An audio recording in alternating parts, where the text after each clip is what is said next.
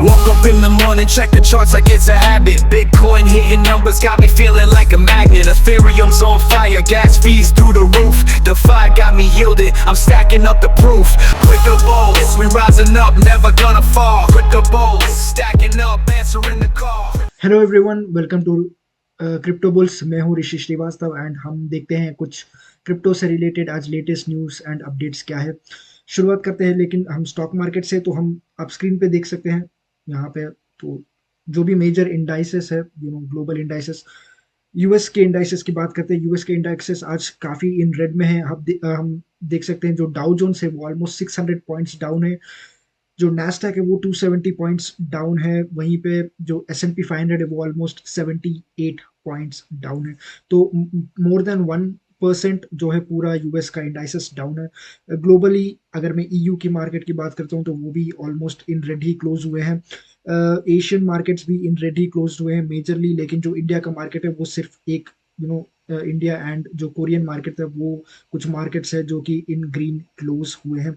Korean market तो काफ़ी अच्छा परफॉर्म कर रहा है जब से उनकी जो नई प्राइम मिनिस्टर बनी है तब के बाद से। तो कोरियन मार्केट काफ़ी अच्छा परफॉर्म कर रहा है। मैं साउथ कोरियन मार्केट की बात कर रहा हूँ। But as of other markets, अगर मैं वेस्टर्न कंट्रीज के मार्केट्स की बात करता हूँ, यूएस या यूरोप या फिर इवन चाइना की मार्केट की बात करता हूँ, तो वो सब in red he either trade कर रहे हैं या फिर क्लोज हुए हैं।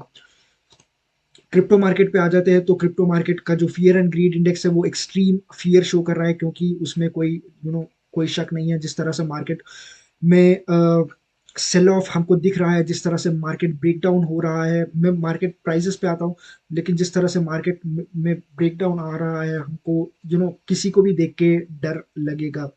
मार्केट कैप आज ऑलमोस्ट 2%, 2.6% डाउन है। प्राइजेस की बात करते हैं तो बिटकॉइन ऑलमोस्ट $92,000 के नीचे ट्रेड कर रहा है। इथीरियम 3000 के नीचे आ चुका है। XRP $2.1 के आसपास है। सोलाना 130 के आसपास गिर चुका है। तो मार्केट में मेल्टडाउन चालू है। पिछले कुछ हफ्तों से जो मेल्टडाउन क्रिप्टो मार्केट में जो मेल्टडाउन हम लोग देख रहे थे वो कंटिन्यू हो रहा है। एंड ये काफ़ी मार्केट के लिए, स्पेशली क्रिप्टो मार्केट के लिए नेगेटिव है। लेकिन देख लेते हैं क्या न्यूज़ है, क्या जो न्यूज़ है, आर्टिकल्स है, उनका क्या कहना है। उन सब के ऊपर भी हम नज़र डालेंगे। एनालिस्ट लोगों का क्या कहना है वो सब के बारे में भी हम जानेंगे। तो पहला न्यूज़ है सोलाना के लिए एंड XRP। मैंने लास्ट वीडियो जब बनाया था तब हमने XRP के ETF के बारे में बात की थी, जहाँ पे रिसेंटली XRP का ETF लॉन्च किया गया था एंड उसको उतना पॉजिटिव रिस्पॉन्स नहीं मिला, बिकॉज क्योंकि मार्केट में इतनी वॉलेटिलिटी है, मार्केट में एक ब्रेकडाउन है, मार्केट क्रैश कर रहा है। उस टाइम पे अगर आप कोई भी ETF लॉन्च करोगे तो उसमें आपको वो जो प्राइस है उसमें आपको अप ट्रेंड नहीं दिखेगा। एंड XRP में यही हुआ था। जब XRP का ETF लॉन्च हुआ था तो XRP आई थिंक 5 to 7% कुछ डाउन गया था। लेकिन अभी सोलाना की बात करते हैं तो फिडेलिटी जो है उन्होंने SEC के पास फाइलिंग की है सोलाना के ETF के लिए। एंड हम देख सकते हैं क्योंकि रिसेंटली सोलाना के कुछ ETFs लॉन्च भी हुए हैं, जैसे बिटवाइज का BSOL हो गया या फिर बैनिक का VSOL हो गया। तो ये कुछ ETFs जो है ऑलरेडी लॉन्च हो चुके हैं एंड उसमें अच्छा खासा, I would say $60 to $70 million जो है इनफ्लोस आ रहे हैं।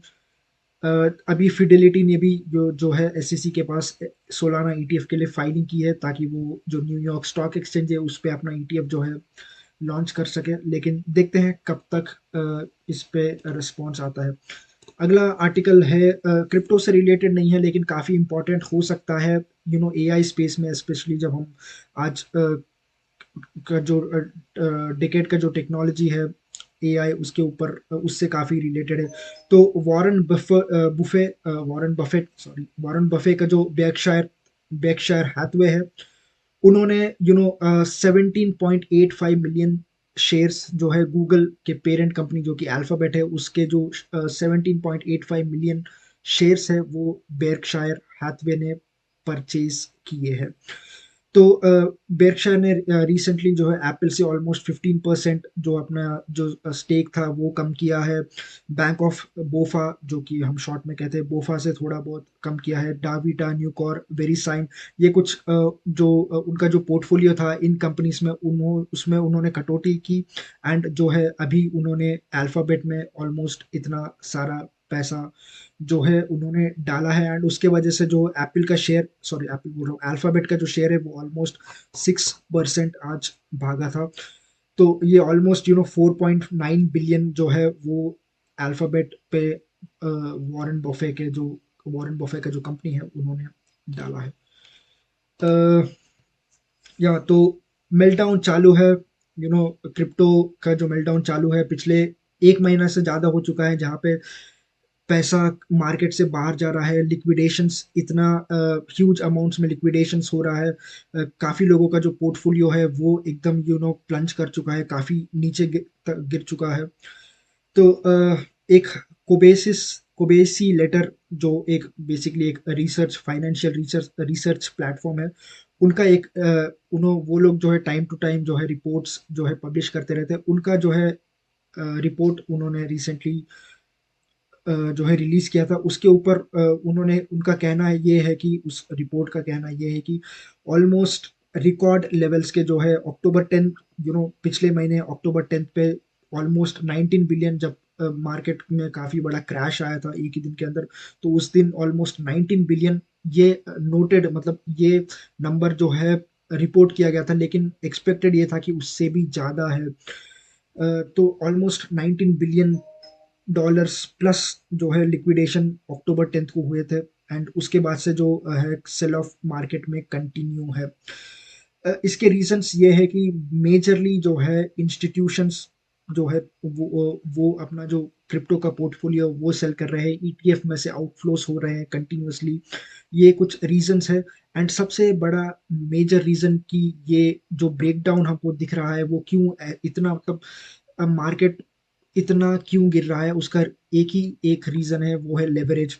क्रिप्टो एक्सचेंजेस हो गया, चाहे वो डेक्स हो जाए या सेक्स हो जाए, जो भी है वो, या फिर जहाँ पे भी क्रिप्टो ट्रेड किया जाता है, वो सारे प्लेटफॉर्म्स जो है काफी अच्छा लेवरेज प्रोवाइड कराते हैं। कभी 20, कोई 20% देता, कोई 20x देता है, कोई 50x देता है, कोई 100x देता है।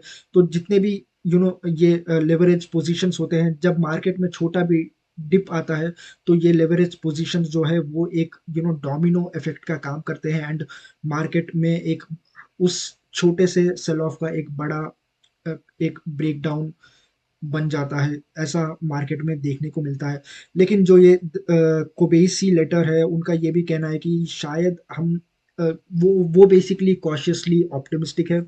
उनका कहना है कि हम बॉटम के आसपास है, जल्दी ही जो क्रिप्टो मार्केट है वो अपना बॉटम रीच कर देगा एंड वहां से वापस से बढ़ना चालू करेगा, ऐसा उस रिपोर्ट का कहना है। हम देख सकते हैं जो फियर एंड ग्रीड इंडेक्स है वो भी अपने काफी लोस पे है। एंड मार्केट किस तरह से क्रैश कर रहा है, तो ये काफी सरप्राइजिंग है, काफी पजलिंग है कि क्यों मार्केट इतना क्रैश कर रहा है। मतलब क्योंकि अगर हम फंडामेंटल्स की बात करते हैं तो क्रिप्टो के जो फंडामेंटल्स है वो काफी बेहतर है। हम अगर स्टॉक मार्केट की बात करते हैं तो हम स्टॉक मार्केट को एस&पी हो गया या फिर नैस्डैक हो गया, हम उसको कह सकते हैं कि काफ़ी ओवर वैल्यूड है, ओवर बॉट है। लेकिन वो चीज़ हम क्रिप्टो मार्केट के बारे में नहीं कह सकते। हम क्रिप्टो मार्केट को कहेंगे कि ये ओवर सोल्ड ट्रैजेक्टरी में है। तो हम फिर भी उसके बाद भी मार्केट में इतना सेल ऑफ क्यों हो रहा है, उसका एक ही एक रीज़न है, वो है लेवरेज। तो हाँ, तो crypto fear and greed index जो है अपने लोस पे है। मार्केट में हालत ऐसा है कि हर दिन ऑलमोस्ट 500 मिलियन के आसपास का जो है क्रिप्टो में सेल ऑफ हो रहा है। 500 मिलियन यूएस डॉलर्स का जो है हर दिन लिक्विडेशंस हो रहा है। तो ये एक काफी बड़ा चिंता की बात है, काफी बड़ा एक इशू है as of now crypto market में। एंड जो फियर एंड ग्रीड इंडेक्स है वो अपने लोएस्ट पॉइंट पे है, जो कि जुलाई 2022 में था, जब मार्केट में एक अच्छा खासा मार्केट जब क्रैश कर रहा था बेसिकली। एंड उसका एक और रीजन अब ये रीजन कितना हद तक क्रिप्टो मार्केट पे इफेक्ट करता है, या फिर क्या यही रीज़न है जिसकी वजह से क्रिप्टो मार्केट गिर रहा है, ये कहना काफ़ी मुश्किल है। लेकिन काफ़ी जो मैक्रो इकोनॉमिक फैक्टर्स है, जिस तरह से फेड का रेट कट हो गया, फेड के जो पिछले बार सितंबर में जो फेड ने रेट कट किया था, उसके बाद से उस मीटिंग में जो फेड के चेयरमैन हैं जेरेमी पावल, उन्होंने कहा था कि दिसंबर में शायद हम रेट कट नहीं कर सकते हैं, रेट कट नहीं करेंगे, ऐसा मतलब उन्होंने कुछ हिंट दिया था। उसके बाद से मार्केट में बहुत जो है मार्केट कंटिन्यूअसली गिर रहा है उस टाइम से। एंड आज अगर हम किसी भी जैसे पॉली मार्केट हो गया, उस तरीके के प्लेटफॉर्म पे जाके देखते हैं, तो हम देख सकते हैं कि जो मार्केट जो रेट कट के चांसेस है वो और भी कम है पहली कल से, मतलब पहले टाइम से। तो ट्रम्प एक और नया न्यूज़ देते हुए, तो ट्रम्प बेसिकली अब उनका ये कहना है, ये तो मतलब काफ़ी टाइम से कह रहे हैं, ये कोई लेटेस्ट न्यूज़ नहीं है, लेकिन ट्रम्प ने वापस से ये कहा है कि जो भी कंट्रीज रशियन ऑयल या रशियन गैस परचेज करती है, उन पे जो है यूएस 500% टैरिफ लगाएगा, ऐसा उन्होंने एक नया बिल करने की बात की है, एक नया लॉ लेके आने की बात की है। तो बेसिकली वो रशिया यूक्रेन वॉर अभी तक चल रहा है, ऑलमोस्ट 3 साल हो से ज़्यादा हो चुका है, लेकिन वो वॉर जो है अभी तक कंटिन्यूअसली मतलब वॉर चल रहा है। एंड हमने पिछले कुछ 1-2 हफ्ते में देखा कि आई थिंक लास्ट वीक की बात है, जहाँ पे रशिया ने यूक्रेन पे अटैक किया था वापस से, तो वो वॉर जो है वो कंटिन्यूअसली अभी तक ख़त्म नहीं हुआ है, एंड नहीं हुआ है। एंड ट्रम्प ये कह रहे हैं कि जो भी कंट्रीज रशियन गुड्स परचेज करेगी, एनर्जी परचेज करेगी, उन पे लगाएंगे 500% टैरिफ, लेकिन ये उतना फीजिबल नहीं है। देखते हैं ये इस चीज को कैसे इम्प्लीमेंट करते हैं, देखने वाली बात हुई।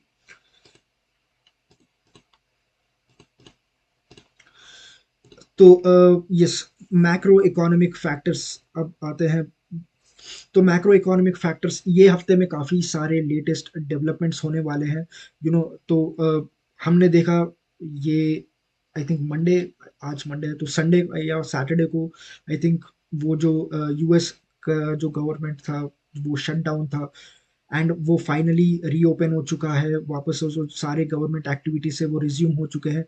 तो हम जो वो पहले जो अनसर्टेनिटी था, जो भी अनसर्टेनिटी था वो अब नहीं है। फाइनली जो है यूएस गवर्नमेंट वापस से रीओपन हो चुका है, रिज्यूम हो चुका है, तो वो वापस से एक्शन में आ चुका है। तो हमको जो भी पेंडिंग डेटा है वो हमको आता हुआ देख सकते हैं, अक्टूबर या नवंबर का जो जॉब्स का डेटा हो गया, या फिर सीपीआई डेटा हो गया, इन्फ्लेशन डेटा हो गया, वो सब अब हमको धीरे धीरे आता हुआ दिखेगा।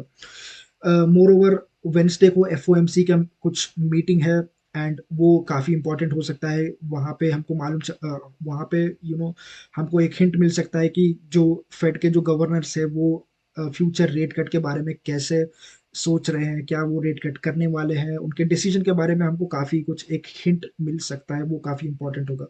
थर्सडे के दिन मैन्युफैक्चरिंग नंबर्स आने वाले हैं, जो कि बेसिकली शो करते हैं कि जो इन्फ्लेशन मैन्युफैक्चरिंग साइड पे कितना इन्फ्लेशन बढ़ा है, वो हमारे लिए काफ़ी इंपॉर्टेंट हो सकता है। एंड फ्राइडे के दिन जो है इन्फ्लेशन के एक्सपेक्टेड डेटा आ सकता है। अगर डेटा थोड़ा सा वीक, थोड़ा सा सॉफ्ट आया, तो हम ये एक्सपेक्ट कर सकते हैं कि जो रेट कट है उसके चांसेस बढ़े। लेकिन अगर डेटा स्ट्रांग आता है, तो हम रेट कट की उम्मीद और कम रखना चाहिए, वो बेटर होगा। तो अगला न्यूज़ आवे के ऊपर है। तो आवे अब एक खुद का एक high yield savings app launch करने वाले हैं, जो आवे लैब्स है वो लोग। एंड वो बेसिकली ट्रेडिशनल बैंक्स के साथ compete करने के लिए उस टाइप का कुछ बनाने के लिए वो अपना एक नया प्लेटफॉर्म या नया ऐप लॉन्च करने वाले हैं। बेसिकली इसमें क्या होगा कि आप जो है मनी, जो भी आपके पैसे हैं वो उस पे आप सेव कर पाएंगे। सेविंग्स बेसिकली एक सेविंग्स अकाउंट जैसा होता है, उसमें आप रख पाएंगे, एंड आपको ऑलमोस्ट 9% तक का इंटरेस्ट रेट दिया जाएगा। एंड ये इंश्योरेंस बैक्ड होगा, अगर अप टू 1 मिलियन, जो जितने भी डिपॉजिट्स अप टू 1 मिलियन जो है इंश्योरेंस बैक्ड होंगे, ऐसा उनका कहना है। तो जो भी यूजर्स है उस ऐप के, वो अपने बैंक अकाउंट से, क्रेडिट कार्ड से जो है उस सेविंग्स ऐप में पैसे डाल पाएंगे। Almost 12,000 banks and cards will be supported, ऐसा इस आर्टिकल में मेंशन किया गया है। एज ऑफ नाउ ये जो ऐप है वो अभी तक लॉन्च नहीं किया गया है, लेकिन जल्द ही ये एप्पल ऐप स्टोर पे एंड उसके बाद एंड्रॉयड पे आ सकता है, ऐसा उनका ऐसा आवे के वेबसाइट पे मेंशन किया गया था। तो माइकल सेलर ने वापस you know last week almost जो है 83.58 सॉरी 835.6 मिलियन के जो है बीटीसी खरीदे थे पिछले हफ्ते नवंबर 10th एंड नवंबर 16th के बीच में। तो वो बेसिकली 8,100 के ऊपर कुछ बीटीसी कॉइन्स थे वो खरीदे थे। एंड उनका जो अभी टोटल होल्डिंग्स हो चुका है वो ऑलमोस्ट 649,870 बीटीसी, जो at an average price of 74,433 BTC dollars पर बीटीसी। इस प्राइस पे जो है वो उनका वो है जो बीटीसी होल्ड कर रहे हैं, जो माइकल सेलर का जो स्ट्रैटेजी है। तो यही थे दोस्तों कुछ इंपॉर्टेंट न्यूज़ एंड अपडेट्स जो मैं आपके साथ शेयर करना चाहता था। काफ़ी इंपॉर्टेंट न्यूज़ भी थे जो आपके लिए काफ़ी इंपॉर्टेंट हो सकते हैं आपको फ्यूचर में डिसीजन बना लेने के लिए, क्योंकि आपको भी लग रहा होगा मार्केट अभी जो क्रिप्टो मार्केट है वो काफ़ी गिर चुका है, काफ़ी जो सारे जो टोकन्स है वो आपको डिस्काउंटेड प्राइस पर मिल रहे हैं। तो क्या मुझे परचेज करना चाहिए, या फिर मेरे को जो भी मेरे पास पोर्टफोलियो में टोकन्स पड़े हुए हैं उनको भी मैं सेल कर दूं, नहीं तो मेरे बचे हुए पैसे भी डूब जाएंगे। तो आई होप जो भी आपको ये न्यूज़ है, मेरे जो भी न्यूज़ मैं आपको देता हूँ उससे आपको डिसीजन बनाने में हेल्प हो, यही मेरी इच्छा है। So thank you for your time and thank you for watching. Until next time, bye.